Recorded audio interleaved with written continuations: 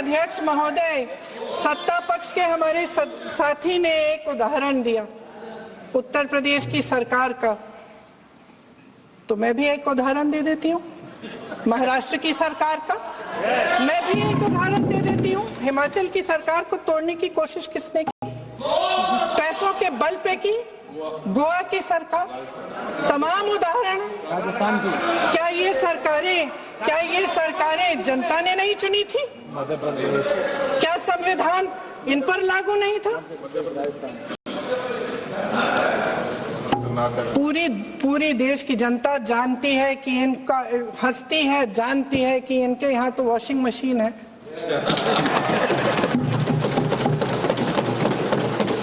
तो यहाँ से वहां जाता है, वो धुल जाता है। इस तरफ दाग, उस तरफ स्वच्छता। और मेरे कई ऐसे साथी हैं जो इस तरफ होते थे उस तरफ चले गए, मुझे दिख भी रहे हैं, वॉशिंग मशीन में शायद धुल गए हैं। अध्यक्ष महोदय, जहां भाईचारा और अपनापन होता था, जहां हमारे संविधान ने एकता का सुरक्षा कवच दिया था, वहां शक और घृणा के बीज बोए जा रहे हैं। एकता का सुरक्षा कवच तोड़ा जा रहा है। प्रधानमंत्री जी यहाँ सदन में संविधान की किताब को यूं माथे से लगाते हैं, लेकिन संभल में, हाथरस में, मणिपुर में जब न्याय की गुहार आती है, उठती है, तो उनके माथे पे शिकन तक नहीं आता।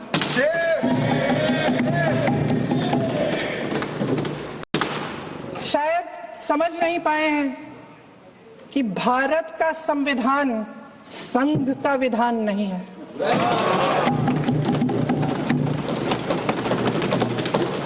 भारत के संविधान ने हमें एकता दी, हमें आपसी प्रेम दिया। उस मोहब्बत की दुकान जिस पर आपको हंसी आती है, उसके साथ करोड़ों देशवासी चले। करोड़ों देशवासियों के दिल में एक दूसरे के लिए प्रेम है, घृणा नहीं है।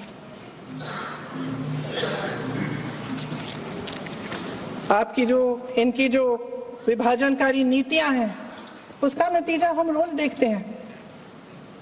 राजनीतिक फायदे के लिए संविधान को छोड़िए, देश की एकता को भी ये रख नहीं सकते, इसकी सुरक्षा नहीं कर सकते।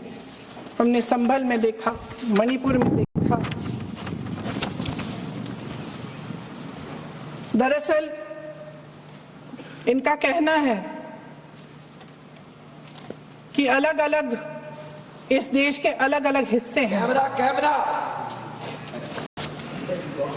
लेकिन हमारा संविधान कहता है कि ये देश एक है और ये देश एक रहेगा। जहां खुला विवाद होता था, अभिव्यक्ति का सुरक्षा कवच होता था, इन्होंने भय का माहौल पैदा किया है।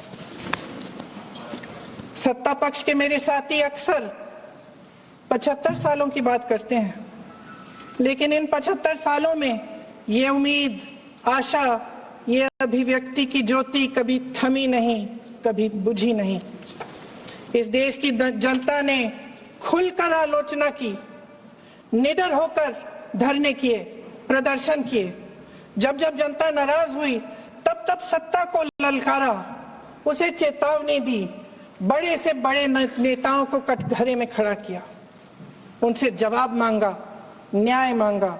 इस देश के छोटे छोटे से नुक्कड़ की दुकानों में, चाय की दुकानों में, इस देश के घरों में, गलियों में, मोहल्लों में, अखबारों में, प्रकाशन घरों में, न्यायपालिकाओं में चर्चा कभी बंद नहीं हुई।